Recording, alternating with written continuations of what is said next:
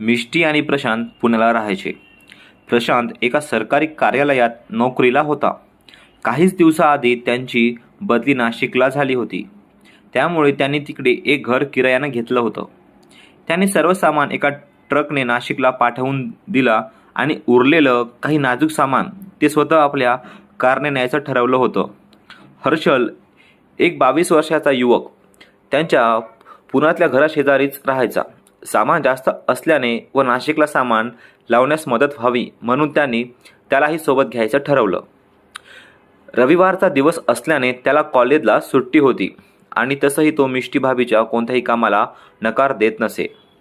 कारण त्यांचं बोलणं एवढं लाडीवाळ असे की कुणी त्यांना नकार देऊ शकत नसे. ऑक्टोबरचा महिना होता. हर्षलची पूर्ण सकाळ घरातून सामान काढण्यात व कारमध्ये ठेवण्यात आणि इतर कामात गेली. मिष्टी आणि प्रशांत यांच्या लग्नाला 3 वर्ष झाली होती. त्यांना अजून मूल व्हायचं होतं. मिष्टी भाभी एका पंजाबी परिवारातील होती. पाहायला अतिशय सुंदर होती. गोरा शरीर, चांगली फिगर, मोठं नितंब, सुडल माऊ, लाल ओठ असं तिचं आकर्षक रूप होतं. तिला बघितल्यावर कोणत्याही वयाच्या मर्दाचा पोपट उठावा. इथे तर हर्ष फक्त 22 वर्षाचा युवक होता. त्यामुळे त्याच्यावर जादू तर चालणारच होती. हर्षल गेल्या 2 वर्षापासून त्यांचा शेजारी होता. त्यामुळे तो भाभीसोबत चांगलाच मिसळला होता. तो तर पहिल्या दिवसापासूनच तिच्या सौंदर्याचा दिवाना बनला होता. कारमध्ये बरेच सामान ठेवल्यावर त्यांना जाणीव झाली की आता आणखी सामान ठेवता येणार नाही. पण इतक्यात प्रशांत टीव्ही घेऊन आले आणि त्यांनी तो पुढच्या सीटवर ठेवला. ते बघून मिष्टी म्हणाली, टीव्ही समोर ठेवला तर तुमची लाडकी बायको कुठे बसेल प्रशांतजी? हर्षल म्हणाला, भाभी कारमध्ये तर मागच्या सीटवर बरंच सामान आहे, बसायला फारच अडचण जाणार. ती म्हणाली, बघा सांगत आहे ना मी, एक काम करा, टीव्ही घरीच राहू द्या, जेव्हा पुढच्या वेळेस याल तेव्हा घेऊन या. यावर प्रशांत म्हणाले, नाही बिलकुलच नाही, उद्यापासून क्रिकेट मॅचेस सुरू होत आहे, त्यामुळे टीव्ही शिवाय माझं काम जमणारच नाही. होईल काहीही जुगाड. म्हणून त्यांनी मिष्टी भाभीला कसं तरी समोर बसायला लावलं. पण त्यामुळे कारचा दरवाजा लागतच नव्हता. तिथे खूपच अवघडल्यासारखं होतं. समोरची सीट टीव्हीने घेरून घेतली होती. त्यामुळे त्या थोड्या चिडून म्हणाल्या, अहो अजिबात जागा नाही आहे, नाहीतर मला मागे हर्षच्या मांडीवर बसूनच प्रवास करावा लागेल. यावर प्रशांत म्हणाले, अरे वा मिष्टी, काय आयडिया सांगितलास तू. तू हर्षलच्या मांडीवर बसून प्रवास करू शकतेस. काय रे हर्षल, तुला पेलवेल ना तुझ्या भाभीचं वजन? काही तासाचा तर प्रवास आहे, आपण मध्ये मध्ये थांबत जाऊ, म्हणजे मग तुम्हालाही आरामदायी वाटेल. प्रशांत हर्षलला लहानच समजत होते आणि वरून त्यांना क्रिकेट मॅच जास्त महत्त्वाची वाटत होती. त्यामुळे त्यांना ह्या गोष्टीचा काही प्रॉब्लेम नव्हता की त्यांची बायको हर्षलच्या मांडीवर बसून प्रवास करेल. मला काही प्रॉब्लेम नाही, रस्ताही चांगला आहे आणि जास्त दूर पण नाही आणि आपण थांबत थांबत जाऊ आणि आपल्याकडे दुसरा कोणता रस्ताही नाही आहे, त्यामुळे मी तयार आहे, हर्षल म्हणाला. यावर प्रशांत म्हणाले, बघ ना हर्षलसुद्धा तयार झाला. आता मिष्टी भाभीकडे दुसरा कोणता पर्याय नव्हता. ती म्हणाली, बरं ठीक आहे, बसते मी हर्षलच्या मांडीवर.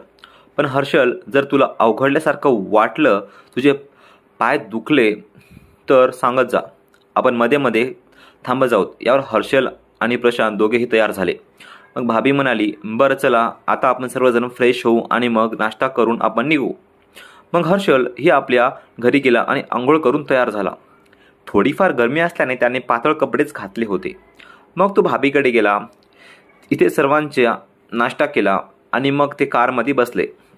भाभीनंही आरामदायी कपडे घातले होते, वरती पातळ कुर्ती आणि खाली लेगिन्स. प्रशांत ड्रायव्हिंग सीटवर बसला.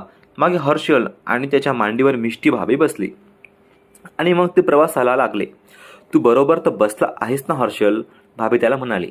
मी एकदम व्यवस्थित बसलो आहे भाभी, मला काही अडचण नाही आहे, हर्षल उत्तर दिला. यावर भाभीने त्याला स्मित हास्य दिले. प्रशांतला आरशातून फक्त त्या दोघांचे चेहरे दिसत होते, कारण कारमध्ये बरंच सामान असल्याने त्यांचे पूर्ण शरीर झाकल्या गेलं होतं. तू नीट बसली आहेस ना मिष्टी? प्रशांतने तिला विचारलं. मी एकदम ठीक बसले आहे, तुम्ही काही काळजी नका करू, भाभी त्यांना म्हणाली. प्रशांतने म्युझिक सिस्टीम ऑन केला. मिष्टी भाभी आपले आवडते गाणे ऐकत आरामदायी प्रवास करायला लागली. साधारणतः अर्ध्या तासानंतर तिच्या नितंबाला काहीतरी टोचल्यासारखे तिला जाणवलं. त्यामुळे थोडीशी ती हलली आणि आणखी व्यवस्थित बसली. पण तरीही तिला खालून काहीतरी टोचलंच होतं. ती थोडीशी उठली आणि परत खाली बसली.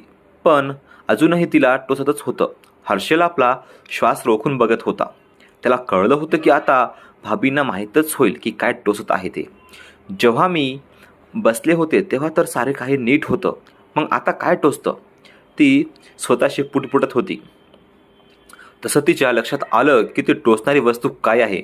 मिष्टीच्या त्याच्या मांडीवर बसण्याचा त्याचा पोपट उठला होता आणि तो तिच्या मागच्या कपारीत घुसत होता. हे भगवान, माझ्या माणसं ढुंगणामुळे हर्षलचा पोपट उठला आणि तोच मला टोचत आहे. मला विश्वास होत नाही की मी अजूनही हर्षल सारख्या नवयुवकाचा पोपट उठवू शकते. त्याचा पोपट माझ्या मागच्या कपारीत आहे. त्याच्या मनात कोणते विचार चालले असतील माझ्याबद्दल. ती स्वतः असे प्रश्न विचार करून प्रफुल्लित झाली होती. मिष्टीने खाली पाहिलं तर तिचा कुर्ता वरती सरकलेला तिला दिसला. त्यामुळे तिच्या पोपटावरती बेंबी उघडी पडली. तिच्या मनात आलं की कुर्ती खाली करावी, पण तिने विचार केला की हर्षलला आणखी सतवू, म्हणून तिने तो तसाच राहू दिला. मिष्टीला तिच्यामुळे हर्षल उत्तेजित झाला हे समजून खूप मजा वाटायला लागली. हर्षलचे दोन्ही हात बराच वेळपासून तिच्या दोन्ही बाजूला होते. प्रवासाला अजून 2-2.5 तास बाकी होते.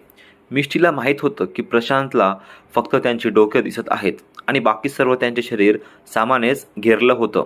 त्यामुळे खाली काय सुरू आहे याची कल्पना प्रशांतला नसेल. इतक्यात हर्षल थोडासा चुळबुळ करून स्वतःला व्यवस्थित करायला लागला. जसं त्याने स्वतःला व्यवस्थित केलं तसं त्याचं उठलेला पोपट त्याच्या पातळ शॉर्टमधून तिच्या मागच्या कपारीत नीट फिट्ट बसला. ह्या स्पर्शाने ती आणखीच रोमांचित झाली. ती मनातच कामना करायला लागली की हर्षलने आणखी हालचाली कराव्यात. मिष्टी भाभी, हर्षल नीट बसला आहेस ना तुला कसली अडचण तर होत नाही आहे ना? एकदम व्यवस्थित बसलो आहे भाभी, मला काहीच अडचण नाही. तुम्हाला काही अडचण होत आहे का किंवा काही त्रास होत आहे का बसण्यात? हर्षल म्हणाला. हर्षलला वाटलं की भाभीच्या ढुंगणाला माझं टोचत असलेला पोपट जाणवून त्या काहीतरी म्हणतील म्हणून. त्यामुळे हर्षल श्वास रोखून तिच्या म्हणण्याकडे लक्ष ठेवून होता. पण मिष्टी भाभी म्हणाली, नाही तर मी अगदी व्यवस्थित आहे आणि कम्फर्टेबल बसली आहे. मला कसलाही त्रास नाही, पण तुझे हात एकाच जागी ठेवून दुखत तर नाहीत? हर्षलला विश्वासात बसला नाही की भाभीने त्याच्या मनातलं जाणलं होतं. तू म्हणाला, हो भाभीजी, थोडंसं दुखत आहेत. एक काम कर, तुझी दोन्ही हात इथे ठेव. असं म्हणून हिने त्याचे दोन्ही हात पकडून आपल्या जांघावर ठेवले. आता ठीक आहे ना? मिष्टी भाभी, हो, आता आधीपेक्षा बरंच आरामदायक आहे. हर्षल खुश होता. म्हणाला. मिष्टीने खाली पाहिलं तर तिला दिसलं की हर्षलने त्याचे दोन्ही पंजे तिच्या जांघावर ठेवले आणि त्याच्या अंगठी तिच्या चिमणीच्या अगदी जवळच होते. मिष्टी भाभी मनात विचार करायला लागली की हर्षलने त्याचे अंगठी आणखी आतमध्ये नेले तर तो माझ्या चिमणीला स्पर्श करू शकतो, पण तो सहजासहजी काही एवढी हिंमत करणार नाही. हर्षलच्या स्पर्शाने मिष्टीची चिमणी पाणी काढायला लागली आणि त्या पाण्याने तिची चड्डी ओली झाली. थोडा वेळ असंच राहिलं तर तिची लेगिन्स ओली झाली असती. मग हर्षलला कळलं असतं की तिच्या मनात काय सुरू आहे आणि ती किती गरम झालेली आहे. मिष्टीने स्वतःच हिंमत करायचं ठरवून तिने तिचे हात त्याच्या हातावर ठेवले. तसं पाहिलं तर भाभीची ही कृती अगदी सहज होती. ती आपल्या हातावरून हळूहळू हात फिरवायला लागली. मिष्टीने डोकं उंचावून आपल्या पतीकडं पाहिलं. आपल्या पतीच्या एवढ्या जवळ असूनही हर्षल तिच्या जांघ्यावर मसाज करायला लागला होता. ते तिला रोमांचक वाटत होतं. मिष्टी हर्षलचे हात कुरवाळत आपल्या चिमणीकडे न्यायला लागली, जेणेकरून त्याचा हात ती आपल्या चिमणीवर ठेवू शकेल. आतापर्यंत हर्षलला कळून चुकलं होतं की भाभीला काय हवं आहे आणि तो स्वतःही आता चांगलाच कामोत्तेजित झाला. तिने खाली पाहिलं तर तिला दिसलं की हर्षलने त्याचे हात तिच्या मांड्यांच्या मध्ये ठेवले आणि अंगठ्याने तो तिच्या लेगिन्सवरून तिच्या चिमणीवर बोटाने मसाज करत होता. मिष्टीने त्याचा हात जोराने आपल्या चिमणीवर दाबला. तसा तोही जोराने तिची चिमणी रगडायला लागला. आता तीही वासनेच्या आगीत जळायला लागली. तिने तिचे हात त्याच्या हातावरून काढले. तसा त्याने तिच्या चिमणीवर हात ठेवला, पण रगडणे थांबवले. ती आतुरतेने वाट बघायला लागली की तो आता समोर काहीतरी करेल, पुढची पायरी घेईल. पण हर्षल तसाच हात ठेवून होता. कदाचित तो घाबरला असावा. तिने त्याची भीती समजून घेत त्याचा एक हात आपल्या पोटावर ठेवला आणि दुसऱ्या हाताने तिने आपली लेगिन्स खोलली आणि त्याचा हात आतमध्ये घुसवला. त्याला तिच्या चिमणीच्या पाण्याने भरलेली पॅन्टी जाणवली. तो तिच्या चिमणीला ओल्या पॅन्टीवरून घासायला लागला. ओल्या पॅन्टीवरून त्याला तिच्या चिमणीला आकार चांगल्या प्रकारे समजून येत होता. तिच्या चिमणीची भेग चांगलीच खुलली होती. तिचे पाय चांगलेच फाकले होते. तिने काही वेळ त्याच्या ह्या स्पर्शाचा आनंद घेतला. ती खूप मदमस्त झाली होती. मग तिने आपल्या पॅन्टीची इलास्टिक धरून वर केली आणि त्याचा हात आपल्या पॅन्टीत घुसवला. तिच्या पॅन्टीत दोघांचेही हात बसू शकत नव्हते, म्हणून तिने स्वतःचा हात बाहेर काढला. आता हर्षल बिनधास्तपणे तिच्या चिमणीला रगडायला लागला. त्याने पहिल्यांदाच तिच्या चिमणीच्या ओठांना स्पर्श केला होता. त्याला तिच्या संपूर्ण शरीरात एखादी वीज चमकत असल्यासारखी जाणवत होती. त्याने तिच्या चिमणीच्या ओठांच्या भेगेत आपले बोट रगडले. तशी तिच्या तोंडून एक आर्त सुस्कारे निघाली. आहा! पण कारच्या आवाजात काही आवाज असल्यामुळे, गाण्यामुळे तिचा आवाज दबून गेला. तिची चिमणी चांगली गरम होऊन तापली होती, ओली होऊन चांगली चिकनी झाली. तेवढ्यात तिने आपला फोदा वर उठवून दोन्ही हातांनी पॅन्टीची आणि लेगिन्सची इलास्टिक धरली आणि टोंगळ्यापर्यंत खाली सरकवली. ती असं करत असताना त्याने तिची चिमणी कुरवाळली आणि दुसऱ्या हातांच्या बोटांनी तो तिच्या चिमणीचं आत बाहेर करायला लागला होता. तिची पॅन्टी आणि लेगिन्सच्या टोंगळ्यावरून असल्यामुळे तिचे पाय जास्त खोल नव्हते, म्हणून हिने तिची पॅन्टी आणखी खाली वागताच हर्षलने तिची पॅन्टी पकडून तिच्या तळपर्यंत एकदम खाली केली. तेव्हा तिने तिचे पाय वरती केले, जेणेकरून तो तिची पॅन्टी आणि लेगिन्स पूर्णपणे काढून घेऊ शकेल. त्याने तिच्या पॅन्टी आणि लेगिन्स दोन्हीही एकत्रपणे काढून घेतले. आता मिष्टी भाभीने आपल्या टांगा आणखीन पसरवल्या, जेवढं ती पसरू शकत होती. हर्षलला तर जसं काही याच वेळची वाट होती. त्याने तिच्या चिमणीत आपली दोन्ही बोटे घुसवली आणि आत बाहेर करायला लागला. तिच्या तोंडून कामस्वर आऊ उम निघाले. प्रशांतने तिला विचारलं, काय झालं मिष्टी, तू ठीक आहेस ना? तो रिअर व्ह्यूमध्ये बघून तिच्या तोंडाकडे बघत होता.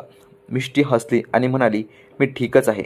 मला वाटलं की हर्षलच्या मांडीवर बसून फार त्रासदायक प्रवास होईल, पण चांगलाच आरामदायक प्रवास सुरू आहे. ती आपल्या पतीशी मोठ्या प्रेमाने बोलत होते आणि इकडे हर्षल आपल्या बोटांनी तिची चिमणी चोळत होता. आणि आणखी किती वेळ झाल्यावर आपण आराम करू सांगा, प्रशांत म्हणाला. मिष्टी म्हणाली, काही हरकत नाही आराम करायची, काही गरज वाटत नाही, आपण सरळ जाऊ. तुला काय वाटते हर्षल? तो म्हणाला, हो मलाही वाटते की थांबण्यापेक्षा आपण प्रवास सुरूच ठेवू. प्रशांत म्हणाला, मग तर ठीकच आहे, आपण लवकरच पोहोचू शकू. मिष्टी मागे वळली आणि हळूच आवाजात हर्षलला म्हणाली, मलाही नाही वाटत की तू थांबावंस. हर्षलला प्रशांत म्हणाला, तुला काही त्रास होत नाही आहे ना? तुझी भाभी तुझ्या मांड्यावर इतका वेळची बसून आहे तर? नाहीतर भाभीजीमध्ये उठून आपली जागा बदलत असतात, त्यामुळे एका जागी दबाव येत नाही आहे. त्यामुळे मला काही त्रास होत नाही आहे, हर्षल उत्तरला. असं बोलताना त्याने तिच्या चिमणीत खोलपर्यंत बोट घुसवली होती. ती जोरजोराने तिच्या चिमणीत आपली बोटं आत बाहेर करत होता. तसं तिच्या तोंडून परत कामस्वर निघायला लागले, जे ती आपल्या ओठांना दातात दाबून धरत होती. हिने त्याच्या मनगट जोराने धरून ठेवला. तिची इच्छा होती की त्याने त्याची बोट आणखी खोलपर्यंत घुसवावे. तसा तो त्याला शक्य होईल तेवढा आतमध्ये बोट घुसवून तिला ठोकायला लागला. तसं तिच्या तोंडून मोठे अर्थस्वर निघायला लागले. ओम मऊ आहा. थोडे मोठे कामस्वर तिच्या तोंडून निघताच प्रशांतने थोडंसं मागे वळून पाहिलं. तेव्हा ती त्याला स्मितहास्य देत म्हणाली की थोडीशी कंबर दुखली होती. यावर प्रशांत म्हणाला तिला, आपण घरी पोचल्यावर मी तुला मसाज करून देईल, आता थोडंसं सहन कर डार्लिंग. ती म्हणाली, तुम्ही काही काळजी करू नका, मी करते थोडं ॲडजस्ट. मग प्रशांत परत आपल्या ड्रायव्हिंगकडे लक्ष द्यायला लागला. इकडे मिष्टी भाभी आपलं ढुंगणवर करून हर्षलच्या बोटांच्या ठोकण्याचा प्रतिसाद देत होती. तिच्या मनात विचार आला, जर प्रशांतला कळलं की त्याच्या बायकोच्या चिमणीत हर्षलची बोटे आहेत तर काय झालं असतं. तेवढ्यात त्याने तिच्या चिमणीतून बोटं बाहेर काढली. तशी ती थोडीशी नाराज झाली, पण तिची नाराजी जास्त वेळ टिकली नाही. त्याने तिची कुर्ती वर केली. मिष्टीने गरमीमुळे ब्रा घातली नव्हती, त्यामुळे तो तिच्या खुल्या मावांना कुरवाळायला लागला. तिचे आंबे आता पूर्णपणे मोकळे झाले होते. कारच्या एसीच्या थंड हवेने तिचे मनुकेही कडक होते केले. आता मिष्टी भाभी जवळपास पूर्ण नागडी झाली. हर्षल तिच्या संपूर्ण अंगावरून हात फिरवायला लागला. एक हात तिच्या चिमणीत तर दुसरा हात तिच्या आंब्यावर. अशा प्रकारे तो तिच्या अंगाशी खेळायला लागला. ते हळू त्याच्या कानात म्हणाली, आणखी किती तडफवशील रे, घाल ना तुझा पोपट माझ्या पिंजऱ्यात. त्याने लगेच आपला शॉर्ट पॅन्ट खाली खेचला. आता त्याचा पोपट बाहेर आला. त्यानेही आपला शॉर्ट पॅन्ट पायापर्यंत खाली केला. मिष्टी भाभीचे उघडी चिमणी त्याच्या उघड्या मांड्यावर आणि पोपटवर बसले होते. पहिल्यांदा तिच्या मागच्या पुठ्यांवरचा स्पर्श त्याच्या पोपटला आणि मांड्यांना झाला होता. मिष्टी भाभी थोडीशी वर उठलेली बघताच प्रशांतीला म्हणाला, सर्व ठीक आहे ना बेबी, तुला काही त्रास होत असेल तर आपण गाडी थांबवूया. ती म्हणाली, नाही नका थांबवू, मी फक्त माझी जागा थोडंसं बदलत होते जेणेकरून हर्षलला सुद्धा आराम पडेल. यावर प्रशांत म्हणाला, बरं ठीक आहे. असं म्हणून तो परत ड्रायव्हिंगकडे लक्ष द्यायला लागला. इकडे मिष्टी भाभी त्याचा पोपटवर बसली. त्याचा पोपट तिच्या मागच्या कपारीत बसला होता. हर्षल दोन्ही हात तिच्या पुठ्यांवर ठेवत तिला म्हणाला, भाभीजी थोडंसं उठता का, म्हणजे मी एक चांगली पोच घेतो. यावर ती थोडी उठली आणि हर्षलनेही तिच्या पुठ्यांना धरून नीटपणे त्याचा पोपट तिच्या चिमणीच्या टोकावर ठेवला आणि मग हळूहळू त्याच्या पोपट आपल्या चिमणीत घेत खाली बसली. आता हर्षलचा पाईप भाभीच्या गुहेत नीट बसला होता. मग ती तसंच आपला ढुंगणवरती उचलून परत खाली करायला लागली. अशा प्रकारे ती दोघं ठोकायला लागले. भाभी तसतशी त्याच्या पोपटावर ढुंगण उचलून खाली बसायची, तेव्हा त्याचा पोपट तिच्या चिमणीला आतमध्ये खोलवर घुसायचा. मिष्टी भाभीच्या गरम आणि चिकन्या चिमणीत त्याचा पोपट घुसत असताना त्यांना जो आनंद मिळत होता त्याने ते दोघांनाही बेभान झाले होते. तेव्हा मिष्टीने तिच्यावरचा नियंत्रण सोडला आणि ती मोठ्याने चित्कारली, ओहो प्रशांत. प्रशांत मागे वळून बघताच आणि म्हणाला, मला वाटत आहे की आपल्याला कुठेतरी आराम करायला पाहिजे. मिष्टीने घाबरत त्याचा पोपट त्याच्या चिमणीत अलगद आतमध्ये घेत खाली बसली, अगदी त्याच्या लंडाच्या मूळपर्यंत, आणि त्याला म्हणाली, नाही नाही, अजिबात थांबू नका, आम्हाला काहीच त्रास नाही. आता आपण सरळ घरी गेल्यावर थांबूया. त्यावर प्रशांत म्हणाला, खरंच ना, तुला काही त्रास नाही ना. मिष्टी म्हणाली, नाही हो, काही त्रास नाही. मग तो परत ड्रायव्हिंगकडे लक्ष द्यायला लागला. तिने तीच ढुंगण थोडंसं मागे पुढे करत त्याचा पोपट बरोबर तिच्या चिमणीमध्ये सेट केला. ती थोडीशी समोर वाकली आणि इकडे हर्षल खालून धक्के द्यायला लागला. तो आपलं ढुंगण वर उचलून तिला ठोकायला लागला. ती हळूहळू सुस्कारे टाकत होती. हर्षलला तिचा फोदा दिसत होता. तो त्याच्यावर हात फिरवत तिला ठोकत होता. ती मनात विचार करत होती, माझ्या मूर्ख पतीला त्याची जाणीवही नाही की त्याची बायको जवळपास पूर्ण नागडी होऊन मागच्या सीटवर एका जवान मुलाकडून ठोकायचा आनंद घेत आहे. नवऱ्याच्या इतक्या जवळ असूनही एका दुसऱ्या तरुणाकडून ठोकाई करत असल्याच्या विचाराने ती रोमांचित झाली. तेव्हा हर्षलने एका मोठा जोरदार धक्का देऊन तिला तिच्या विचारांच्या कित्यातून बाहेर काढले. तो तिला कुजबूज म्हणाला, भाभी थोड्या वेळात माझा पोपट वीर्य सोडणार आहे. ती म्हणाली, मी पण झडणारच आहे थोड्याच वेळात. असे त्याने तिला आणखी काही धक्के दिले. तिला जाणवलं की आता ती झडणार आहे. तेव्हा तिने त्याचे दोन्ही हात आपलं ढुंगण वर करून काढत आपल्या आंब्यावर ठेवले आणि ती माऊतावत आणि काहीची ओरडत तिने आपल्या चिमणीतून पाणी काढलं. त्याच वेळेस त्याला असं जाणवलं होतं की त्याच्या पोपटलाही चिमणीच्या आत भिंती जखडून घेत आहे. खूपच टाईट असा दबाव त्याच्या पोपटावर जाणवत होता आणि इतक्यात त्याच्या गुलाबी भागावर चिकट द्रव्याच्या वशाव झालेला त्याला जाणवला. मग कळलं की भाभी आता झडली आहे. तिच्या आयुष्यातील सर्वात लांब चाललेला आणि सर्वात आनंददायी असा ऑर्गॅझम होता तो. थकून ती हर्षलच्या छातीशी लेटली. हर्षल अजूनही तिला ठोकतच होता. त्याने आपल्या ठोकण्याची स्पीड वाढवली आणि त्याचा पोपट तिच्या चिमणीच्या अधिक खोलपर्यंत गेला आणि इथे थांबत त्याने आपलं वीर्य तिथे सोडलं. हर्षलचं गरम वीर्य ती आपल्या चिमणीत भरलेलं जाणवू शकत होती. ती त्याच स्थितीत राहिली जेव्हापर्यंत हर्षलने त्याचा पोपटातून वीर्यांचा शेवटचा थेंब तिच्या चिमणीत सोडला नाही. ते दोघेही आता चांगलेच थकले होते. प्रशांतला समोर एक बोर्ड दिसला की 2 किलोमीटरवर एक रेस्टॉरंट आहे. तो पाहून तो त्यांना म्हणाला, आपण आता समोरच्या रेस्टॉरंटमध्ये थांबवून जेवण करू. यावर हर्षल म्हणाला, हो मलाही वाटते की आता आपल्यालाही काहीतरी खायला पाहिजे.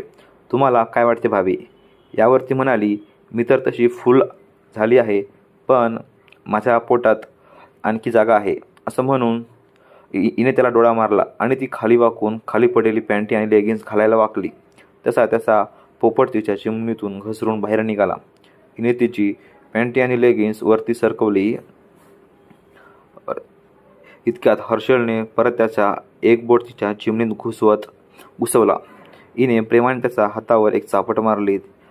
तसा हसत त्याने त्या चिमणीतून एक बोट काढून घेतलं. मग त्यानेही त्याच्या शॉर्ट पॅन्ट वर सरकवला. जेवण केल्यानंतर मिष्टीने प्रशांतला विचारलं, आणखी किती वेळ बाकी आहे? तेव्हा तो म्हणाला, आता फक्त अर्धा तास बाकी आहे. मला वाटतं होतं तुम्ही तोपर्यंत तुमचं काम चालवू शकाल. मिष्टी म्हणाली, मला काहीच त्रास नाही. जर हर्षलला काही त्रास नसेल तर त्या मांडीवर 4 तासही बसू शकते. यावर प्रशांत म्हणाला, तुझं काय म्हणणं आहे हर्षल? तुला तुझ्या भाभीला आपल्या मांडीवर आणखी अर्धा तास बसून घेण्यात काही अडचण नाही आहे ना? मला तर वाटलं की तुम्हा दोघांपैकी एकतरी आतापर्यंत चांगलं त्रासून गेलं असेल. हर्षल म्हणाला, नाही होत आता, मला काहीच त्रास नाही आहे. मीही भाभीला 4 तासपर्यंत माझ्या मांडीवर बसवून ठेवू शकतो. असं म्हणून मिष्टी आणि हर्षल एकमेकांकडे बघत हसायला लागले. तर मित्रांनो, तुम्हाला कहाणी कशी वाटली कमेंटमध्ये नक्की सांगा आणि व्हिडिओला लाईक करून चॅनलला सबस्क्राईब नक्की करा.